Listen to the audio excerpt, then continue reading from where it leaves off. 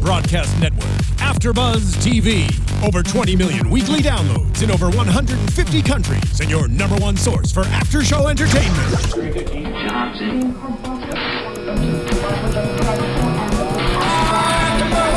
Afterbuzz TV, the destination for TV superfans. Producing aftershows for over 300 of your favorite TV shows. Interviewing celebrities and showrunners. And bringing you behind-the-scenes exclusives. All thanks to E! Entertainment's Maria Menounos, producer Kevin Undergaro, and internet leader Akamai. Now, let the buzz begin! Hello, everyone, and welcome to Afterbuzz TV's Being Mary Jane After Show. Steven is getting our music. It's coming. It's coming. But in the meantime, it is season 2, episode 8. There we go. 1 is the loneliest number. And this song is coming in just in time for me to introduce my beautiful co-host, Ashley Gray. Hey everyone, make sure that you follow me on Ashley Gray TV on Instagram and Twitter. The last episode of Being Mary Jane inspired me to wear my hair out, Team Natural, and my fro. It's because my weave wasn't ready, so. Y'all, she lying to you. She over here complaining about it all over. I'm gonna put you on blast. She'll be like, yeah, Team Natural. She's like, oh, but I hate it, but it's cute. And okay. It's fine. I'm gonna own it. I'm gonna own it tonight, guys. I want everyone to tweet Ashley Gray and let her know that her hair looks great. It's on fleek, as the kids are saying these days. So into tonight's episode, I think I told everyone I was Tiona Hobson already. You did. Okay, so I want to talk about Sheldon and MJ first because I love them, but then they also bug me at the same time. I absolutely love Sheldon and Mary Jane. My only reservation is Sheldon comes on too sexual for me. Like, he makes a lot of sexual comments that I just think it's too soon for them to be even having that kind of conversation. But Mary Jane can be a frizzy. And obviously she's reciprocating, kind of. She's playing with it a little bit, so no pun intended. But but see, I think I kind of like seeing that side of him because he's such a serious and put together guy. Yeah, but it is a little shocking when he says some of the things that he says to her, about, things that he would do to her and all that stuff. You're like, you're so poised and put together and, a very smart and articulate man.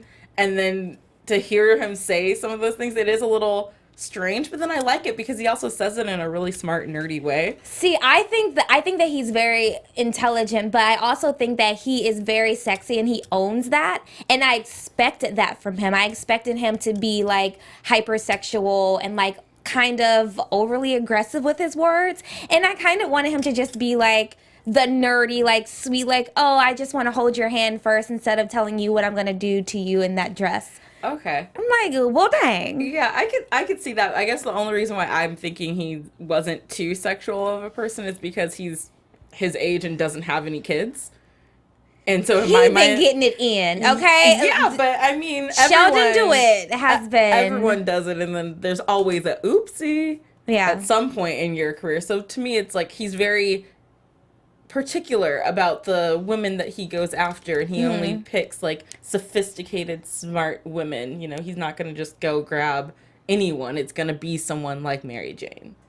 I can see that, but I can also see him going to the club and just pulling some 20-something-year-old, and it's just like a one-night type deal. Okay, but what do we think about, they stay up all night talking on the phone. Cute. When was the last time you spent all night talking on the phone to a guy? Talking, not texting, with a guy that you liked. You know what? It's been such a long time, but I'm all about that, and that's why it's been such a long time, because guys aren't like that anymore, and I love it. So, yeah, I really enjoyed that, and I loved it because they were like, oh, well, he was like, hang up, and she was like, you hang up first or whatever, and that's like the cat and mouse game. It's kind of boring and corny, but I enjoyed it. It was so cute, and their game that they played, which was really different, besides doing like, traditionally, what's your favorite color? How many siblings do you have? They actually play the game like Malcolm X or Martin Luther King. Which one would you choose, paper or plastic? And I thought that was like a fun way to get to know someone outside of like the usual what's your mom's maiden name type questions that I asked. What, you got to know the mom's maiden name before? Well, I just like, I don't know. I guess it's like It was a dumb question, but I asked it. Like, oh, John's dated me. That's why I'm single, guys. Ooh, there we go. All right. I mean, yeah, everyone should know, I guess, at some point. But they do, I mean, he did kind of take it a little too far at one point, you know, asking if she was barren or not after kind of saying, oh, yeah, I watch all your shows. So people want to know, are you barren? It's like, okay, you could have found a better way to say it. You know, how are things going with your eggs? Yeah, what's the final say on the last whatever topic story you did or whatever. Yeah. But yeah, I think that was a unexcusable question. Yeah, and then they made plans, and here's where Ashley and I had a little difference of opinion. They make plans to go to dinner, and he says, okay, I'll call you tomorrow with the details. And then the next day comes, and he doesn't call until after she's done with work. It's later in the day than she was expecting, and it's not, hey, here's our dinner plans. It's, hey, I'm actually hosting a party for my friends at my house. Why don't you come to the party? Ashley was like, I wouldn't have gone because we had plans. And Mary Jane was like, we had plans and this is annoying. I never heard them set a day for the dinner. I heard him say, I'll call you tomorrow with details. It could have been with details for our date on Friday. In my mind, I wasn't that mad about it. See, this is what I heard. I thought that they were having conversation, and he was like, okay, do you want to grab dinners tomorrow? And she was like, yeah, of course, paraphrasing, of course. And he was like, okay, I'll call you tomorrow with the details. Mary Jane was upset because he never called with the details. It was pretty much he flaked on her. And so she was really upset. And then you call, and you're like, hey, why don't you come to this engagement that I have going on at my house tonight? And Mary Jane's upset. Like, no, I'm really upset the fact that you flaked on our plans the night before. I personally wouldn't have went to the dinner party because I'm like, look, you want to flake on me, and I just don't. To me, I think that was just like kind of disrespectful. She's really feeling this guy, and it just didn't get off to a good start. And he's the one who proposed the plans. Like, hey, do you want to grab dinner tomorrow? Now, I don't know if he said tomorrow, but I'm thinking that he did. But regardless, he did say, I'm going to call you tomorrow with the details. And then his excuse is, oh, well, it's my bad. I'm just so used to having a personal assistant for most of my adult life. Seriously? And he said that he got so excited to see her that he forgot that he was already hosting a party for his friend's 25th wedding anniversary. Can you really fault the guy? I think like, you never forgot about, like, you've been like, yeah, that sounds great, I'm gonna do it, and then forgot that you already had something in your calendar. Not when I'm really excited about something. I feel like after having that long conversation the night before, I mean, it went into the next morning. It was, 8 hours that had passed? I think that energy still would have been fresh and thriving. I would have been on your mind. He would have been, vice versa, to think enough to call me and be like, hey, what's up with our dinner plans? To me, I feel like if I'm like in the back of your mind, then it's a problem. And this is like really fresh, like literally hours after the conversation. Yeah, but I mean, it's not that he forgot about their dinner plans. It's he forgot that he was already hosting a party at his house for dinner that No, this night. was the next day. It was a phone conversation, then dinner, and then the next day. Yes, it was. It wasn't all in one day. It was all one day. No, it wasn't. Yes, it was. It was all one day. No, because she was like, hey, I'm upset about the dinner plans from yesterday. No, you didn't call me. She said you were supposed to call me today with the plans. This is all the next day because this is still after the school shooting story. And that's why she was in a bad mood because the school shooting had happened. Then I changed my mind. See? Okay. See, if you would have seen, you should have just told me this off camera, and then we would have had to wait 3 minutes. I thought we were on the same page because we were watching the same show. I thought this was like 3 days had passed. No, this is the next day. Okay. He's like, I'm sorry, I got so excited last night when we were talking that I forgot that this dinner party was happening tonight. See, I thought this was just all games. Like, he was like, See, that's because you looking out for you trying to find the faults in him, like Mary Jane with her pros and cons list. you're looking. But that's actually a good idea. Like, when you get to a certain age, I feel like all games are off. Like, I really want to know if this is the guy for me. And I feel like that's a really great strategy to use when trying to find someone that's dateable. Like, what are his pros? What are his cons? Because I feel like when you really are feeling somebody, you look over all of the cons, and he only has like 2 pros and like 20 cons, and you look those over because you're just really attracted to this guy. But all of these red flags are popping up, and you're just like, whatever. But one He's of her cute. But one of her pros was has a house in Martha's Vineyard. That's a pro. But TT Boo, is that not a pro? No, but you're saying Is that that once not you a get to pro? a certain age, like you need to like sit down and really think. How is To that me- a reflection of his character to know if you want to spend the rest of your life with this person? The fact that he has a house in Martha's, is it nice? Yeah. Financial stability. That should have been what was written there. But not maybe in house- her head, it's like, okay, you have a house here. That means that you have some real estate. You have some property. If anything goes wrong, we have that to fall back on, or we can sell the house. It should have said financial stability, good job, lawyer. Those are the things you write there when you are in your when you're putting down lists and like, okay, no more games with this stuff. It's not playtime anymore. We're getting serious with the dating pool. And if I don't like you, you're kick rocks. I think that was a good pro. I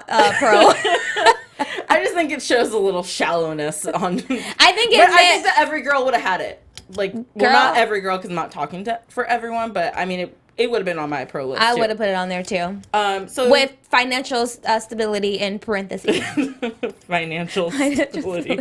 Yes. So she does end up going to the party though with Mark, and they have more conversation there, more flirtation, and then she goes home that night, and he calls her again because she forgot to call him when she made it home safely, and he's again. It's like, hey, it's late. I know you have to go to work tomorrow. Good night. And then neither one of them hangs up, and it's like one more question, and they start playing the game again. One more question. One more question. So I thought that was really cute, and I like that she told him that she was trying to take it slow. She wasn't trying to rush into a relationship, and he's like, "Hey, I'm a very patient man." So Sure you are. I think They he all is. say that until I will give him like 2 weeks or maybe a month, and he gonna be trying to get in them draws. That's not taking it slow. A month. No, that is not taking it slow. Oh, oops. I was like, man, a month. That's really taking No, it slow. I don't think so. But we'll see. We'll But, see I mean, what in what that happens. month, you're like slowly like these late night phone calls. You go on a couple dates. Yeah. Like you get to know each other. Maybe and the then- late night phone call turns into he's actually over at the house and we're relaxing. And because I personally don't even invite people, a guy to my house until like 6 months into it, because people are crazy and I don't want them to know where I live. And then if it doesn't work out and he knows where I live, and But 6 months, that's half a year I don't wasted care. on someone before you really like. I'm not saying you have to go sleep with someone as soon as you meet them, but 6 Yeah. months in, that's a long time. I'm traditional. All right, so moving on. So then we have Mark over here, who's not so traditional. We find out Lord. that Eric has officially broken up with Mark via voicemail on his phone. And has a baby. And has a baby and is moving to London. First of all, don't leave that on my answering machine. No. Or my voicemail. No. so That is a stupid. conversation. You need to man up and come over to my house and have a conversation with me. The last time we spoke, it was, okay, you're unhappy. I'm unhappy. We need some space. Go get your space. Like, they broke up. It was the beginnings of a breakup, but you don't call someone. It's like, hey, we run around in the same social circles, so I don't want you to hear from someone else. I met someone, we have a child, and we're moving to London. That'll make no damn sense. I don't think it's true.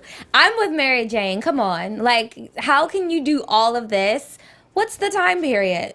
It's But- only been a Couple couple weeks? weeks. How you gonna have a kid with someone and move to London? That's my biggest question, is the kid thing, because Mark was asking Mary Jane, do you think he was cheating on me this whole time? They have a child together. If they adopted the child, it takes a long time Yeah. for an adoption to go through. And if you're in the middle of adopting a child, you can't just leave the country. So unless this person who he met came into the relationship with a child already, Maybe. I don't see how they have a child without have been together for at least a year. Yeah.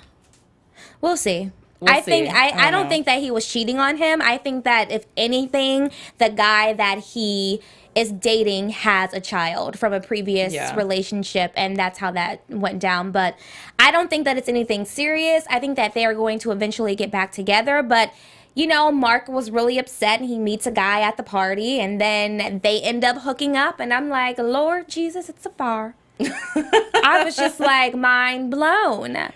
And I understand desperate times call for desperate measures, and the guy was only in town for 2 more days, so I get that, just a quick hookup to fix a broken heart. But I don't know. What do you think about that? My biggest concern about the guy is that we don't know who he is, and he said he's only in town for 2 more days. But what if he's the guy who's going to blow up Mark's spot and out him to the world? Because he's still not out publicly, and he is a public figure. Yeah. So you just took a rando home with you and did what in the bedroom, and he could be the one who leaks all the information. And Sheldon knows powerful people, and if he was at Sheldon's party, it was very intimate. It was only like 10, 15 people there. Then and he said something along the lines of, Mark said something that made me feel like they were both kind of outsiders and didn't really know that many people there. Because Mark, I forget exactly what he said to this man, but he said something about, like nothing like a party to meet new people or something like that. And he said it to the guy? Yeah, and the guy wasn't standing with anyone ever. So it was just kind of weird. Like, who are you? Why are you there? What's your real purpose? Yeah. Don't hurt Mark because I will hurt you. But I did love that Mark gave a little closure, or at least he is trying to get closure, and he tells Eric not to call him anymore. He's like, I got your message. Signed, sealed, delivered. Don't feel obligated to call me back. We're good. I wish you nothing but the best. Do you think he meant that? I do. I think that, wait, is there what's the lingo? A top and a bottom, right? In the in a gay relationship? I think Mark is a top. Is that the one that's like the masculine one? Okay, thanks, Steven. So I think that he's the more masculine one, and I think that his feelings kind of will disintegrate after a while a lot easier and faster than with his ex. So I think that one night stand could have done it for Mark, and he was just like, you know what, I'm just ready to move on. And we don't really see like a softer side of Mark anyway, so he could be like that hard, tough type of guy who can just get over relationships really quickly. I don't know. He was pretty broken up about it when Mary Jane found him in the house with like the junk food everywhere, and he's crying on the couch and clearly hadn't left in a couple days, and Mary Jane only went to check on him because her trash cans weren't taken out for her. That's friendship right there, because what? The only reason you come to check on me is because I didn't take your trash cans out today? Where were you like 3 days ago when I still was... Anyways, but I don't know. I don't see him getting over it as quickly as that, because I think that he does. I think he cared deeply, and he even told Mary Jane, I didn't realize this was going to be the end of it. I thought, he needed space, I needed space, and I always thought we were going to get back together. So I think we're going to see it affect him a little more, maybe even in his work some. I think the only reason why he was so torn up is because his life now, or the only life that he has known in that kind of like space where this guy knows that I'm gay, I can be myself with this guy, he knows all of my secrets. I think he was torn up more so because of that, because the only other confidant that he has is Mary Jane, so he lost that, and that's a big chunk. Like if you lose your best friend, it affects your everyday life. I think that affected him more so than losing a boyfriend, because if he really, really, really meant that much to him as a boyfriend, they would have never broken up. He would have been open and honest with his parents. I think he just really liked the idea of having him by his side as a boyfriend, as that person that he can confide in, but he's over it. Okay. We'll see him with a new boo next week. All right, and speaking of new boos, we got Cara and Gael over here. I'm about to go to sleep. They had an interesting date night because, okay, let's talk about the school shooting. So Mary Jane gets to work, her and Mark, and there's breaking news that there's been a school shooting in Virginia. And it was someone who had been laid off by the school district who went into a middle school. And that's all we really know. And with this storyline, if you're going to hit on something like this, something that has happened in America recently, I wanted them to really kind of keep the conversation Flush it there. out. Like, flush it out. It felt all the very way. rushed. It was just one segment, and all we see is that we have this mom, Debbie, who's going to talk to be interviewed by Mary Jane, and then right before she's supposed to go live, they get a thing saying, hey, the parents need to line up because the kids are going to come out. Yeah. She finds out that her daughter, who the last time she had text with her was 2 hours previously, is now dead and isn't coming out, and she's freaking out. And then that's kind of it. And I wanted them to really dive deeper into this. If you're going to pull up an issue as big as this, I just thought that they'd flush it out a little bit more. But after that, everyone kind of, after work is in their own kind of way because, this is a school shooting. Cara does have 2 sons who she just got in a fight with her ex because he wants more money for child support. He has full custody, wants more child support because school tuition has gone up. And she's like, why don't you go out there and get a job then to supplement some? I mean, I agree. No, you know what? I won't say that I agree. If your spouse has full custody of 2 growing boys and the tuition went up, you show proof that the tuition went up, then I'm going to need more. It's really hard to raise 2 boys and to, take care of them financially, take care of the house, and just be there for them like they need to be taken care of. And I feel like with a lot of single moms, there's a lot more sympathy with that situation as opposed to single dads. So I feel for him. He called, he asked respectfully, like, hey, these are the facts. Tuition went up 12%. And then she's like, oh, well, then it looks like you need to get a job. It's like, I think that was irresponsible of her. I think that she should have had a mature conversation with him and got a little bit more evidence that, he does need more financial stability. You made this decision to allow your kids to live with him without a mom, which I'm not a mother, but I would never let that happen. How can you live without your kids? That's crazy. That shows us how meh she is in the head. And then let's talk about Gael, because I'm back on serial killer rampage with him. He just, even the sex scene, I was just looking like, is he about to stab her? Like, I didn't like it. He came from underneath the covers and his little hair was poking out. And I'm just like, I just can't. He reminds me of like a mixture of like Bob Saget and Bert from like the Bert and Ernie show. He really does, like, and I just can't. I'm not really feeling him anymore. And then I know I'm going on and on, but he says, he said, go ahead and bite me. It may have been like some kind of passage or takeaway from the poem or whatever, the movie that they had recently saw. I just thought it was weird. His hands were huge, just took over her head, and then he was like, and bite me. And then she just like melted into his, like, I'm like, what? This is weird. Tiana, do you think it was weird? I think that you're amazing. First of all, I just want to say you're amazing. I don't even know where to begin with everything that you just said, but I'm going to take it back a second to the child support thing. Okay. Because I think on her side of the argument, I already don't get to see my kids, and your biggest complaint of why we broke up was that I work too much. Mm-hmm. And now you're basically telling me that I have to work even more hours and still not see my kids and give the money to you, when I think in her mind she's thinking, I can't afford to give you more and still live here with me, but if there was a joint income, maybe we could help with our children's lives. Because at the end of the day, it is kind of one of those things, if you can't afford to put your kids in private school, then sometimes they can't be there. You can want that for your child, and there are scholarships out there that they could get in financial aid, but at the end of the day, paying for elementary school private school is like paying a college tuition. I agree. And that is expensive. So if it's not financially capable for this family, then I get her saying, well, then maybe we just have to put them in private.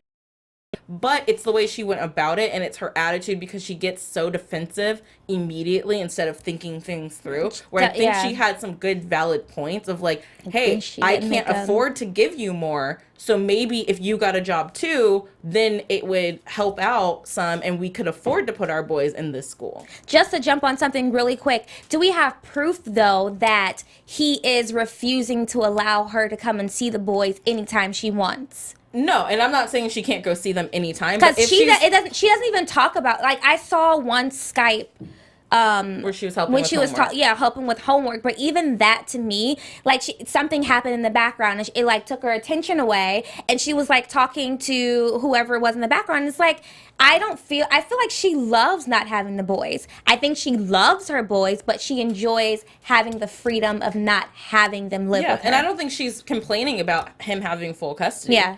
I think she's just saying, you have full custody of them, but I can't give you more and still be able to live. Like, I'm already giving you so much from my paycheck and from everything, and I do as much as I can. I can't afford to give you more, I think is what her argument is. And then that puts her into, like, having to work even more hours. It's more than 60 hours a week, which is crazy for anyone, because, I mean, 40 is my max. Steven's like, I work 180 hours a week in the booth. He looks and rolls his eyes. So then her and Gael, they go out, and I did get a little bit of a creeper thing, because they got into an argument after the movie because she wanted to go see something light with, like, Benjamin Bratt in it, and he's like, why do you put up this defensive thing? Like, tell me how you are, tell me how you're doing. And I'm just thinking, her job is so real every day. And heavy. Dealing with the news like that. And he's like, you don't let the job affect you? Well, no, she's doing everything she can to still be able to go to work, do what she does, not see her boys, work her butt off, and not have it affect her mental state. So I don't blame her for having that defensive block up, but maybe it's just because, like I've said before, I see a lot of myself in Cara's character. And I would be the same way. I can hardly watch the news every day because it's so depressing, everything that's happening in the world. I will agree with that. Yesterday I was like eating some graham crackers, and I was like, I can't even enjoy my graham crackers and watch the news right now. Like, I just was sick to my stomach, and I was like,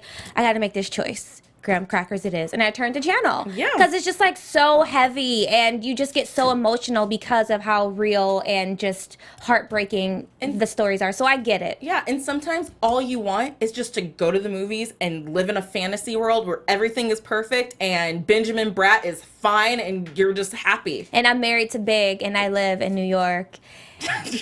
With a house in Upper Manhattan.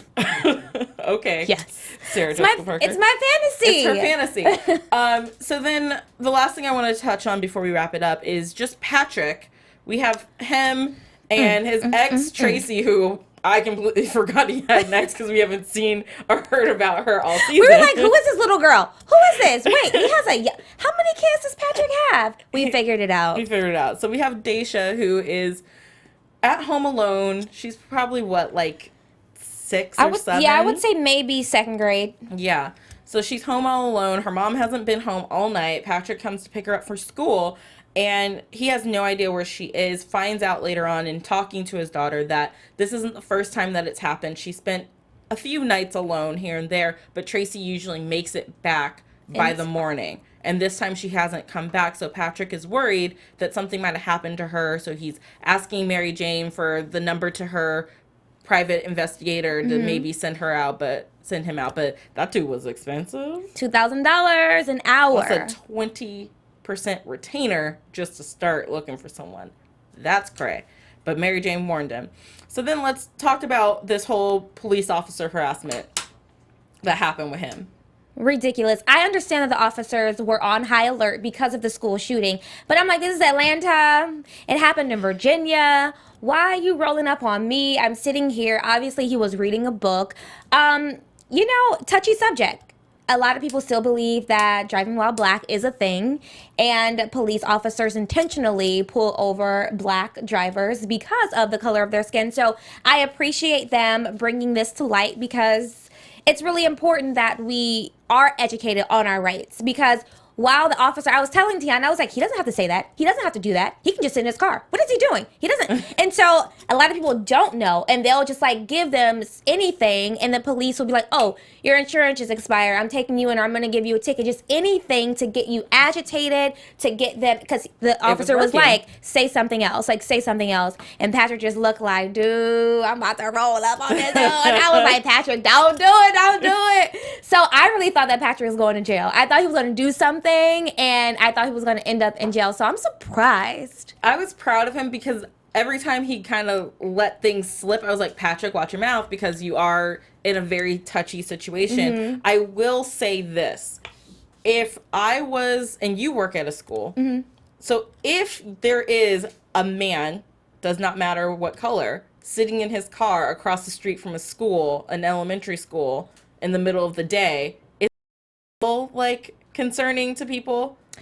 I don't think so. Normally, in this scene, it was really questionable for me because normally there are cars lined up on either side of the road. Because this is an hour and a half before school's out.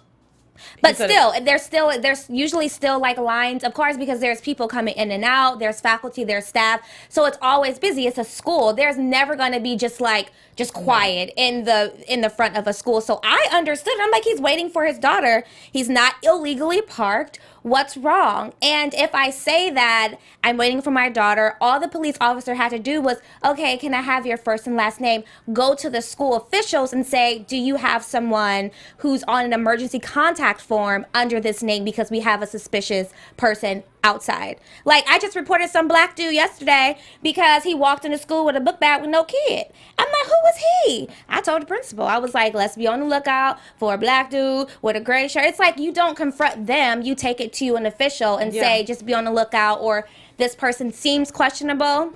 He was cool though. He was just making some repairs. My bad brother. I was like, I felt so bad because he was a brother, and I'm it's so easy to happen. So that's just what I wanted the officers to do, is just to go in and confirm, what's the name of your daughter. Let's confirm that, this is a parent waiting for their child. That's all that's needed. Yeah. We could talk about this for days, you guys, but unfortunately we have to wrap up our show now. So if you want to keep the conversation going, Ashley Gray, where can they find you? You guys can find me at Ashley Gray TV on Instagram and on Twitter. Leave us a comment below on YouTube. Tiana, where can they find you, boo? You can find me on Twitter and on Instagram at the Tiona Hobson. I'm also on Snapchat at Tiana_Hobson. Do not send her any inappropriate pictures. Or do. Whatever. You can find Afterbuzz TV at AfterbuzzTV.com and all over social media. Thank you so much for watching, guys.